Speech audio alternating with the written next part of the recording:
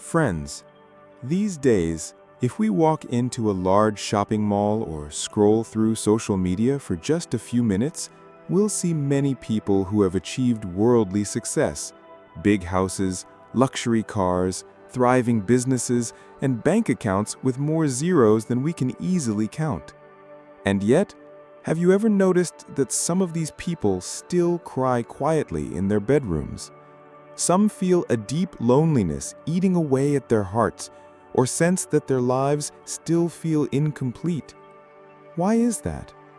Because suffering doesn't ask for permission before it enters a person's heart. It doesn't discriminate between the poor, the middle class, or the ultra-wealthy. Suffering comes to all, just like rain that falls on both small huts and large mansions, without asking who lives inside. I once met a well-known businessman who told me, "Venerable sir, I don't understand. I have enough money to stop working for 10 lifetimes, but I'm still constantly stressed.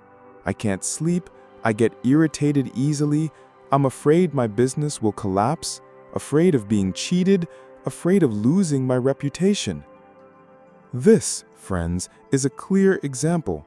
Material wealth cannot buy you a special ticket out of suffering. Money can't erase suffering.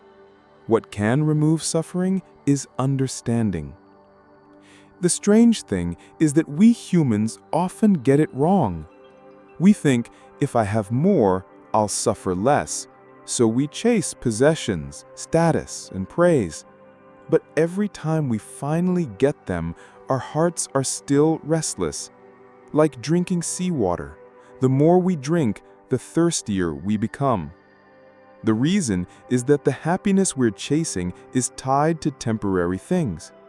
It's like sitting in a boat in the middle of the ocean with waves constantly rocking it. No matter how still you try to sit, the boat will still move.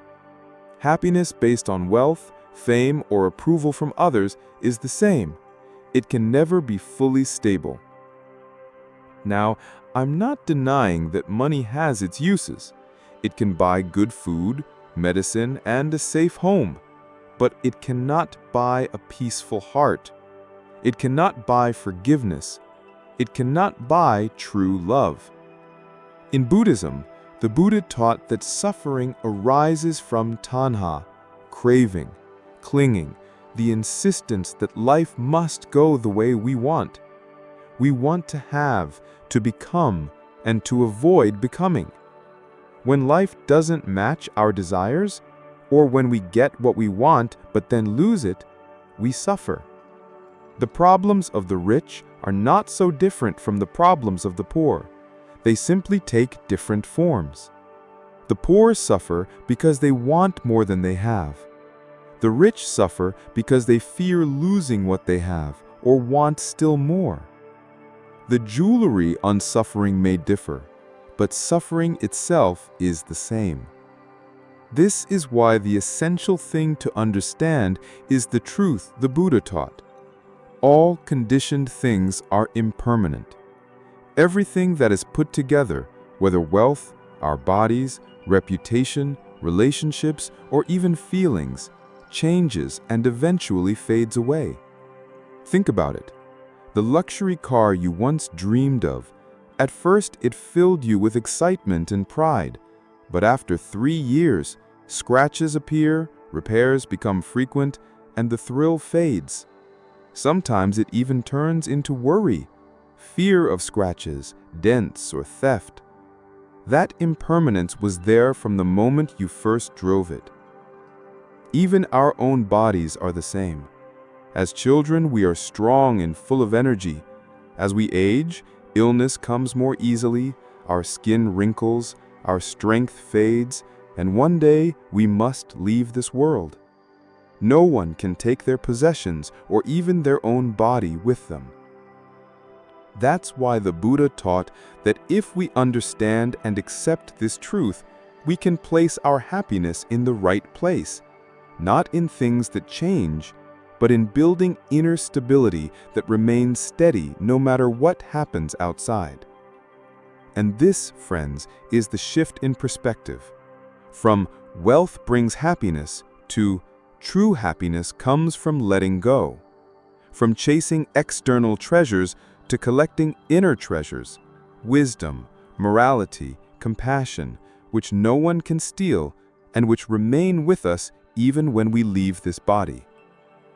The Buddha once told a story in his time about a wealthy landowner. This man was incredibly rich but miserly. He refused to use his wealth to help anyone. One day, he fell gravely ill and knew his life was ending. His mind was filled with fear at the thought of losing all his possessions. The Buddha came and said, "My friend, your true wealth is only the goodness you have done in your life. All else is merely something left in trust for a short time." Hearing this, the man wept. He realized he had lived wrongly and would die full of regret. So, we must ask ourselves, are we living to collect things that stay with us only for a moment, or building things that will remain with our hearts forever? Because no matter how vast your wealth, if your heart still clings, still fears loss, still guards what must eventually fade, suffering remains. But if you truly understand that everything is temporary, you will not hand your life over to impermanent things. This understanding will transform your life. Whether you have much or little, your heart will rest the same. You will use what you have for good, unafraid to lose it, and never mistake it as a guarantee of happiness. In the end, true happiness comes from a heart that knows contentment, can let go, and understands life's reality. So, friends, the one thing we must understand is anicca, the impermanence of all things. When we truly see this, we live freely. Whether rich or poor, the heart is no longer dragged around by craving. And we discover that the peace we've been searching for all along was never in the number of zeros in our bank account, but in the perspective of our own mind.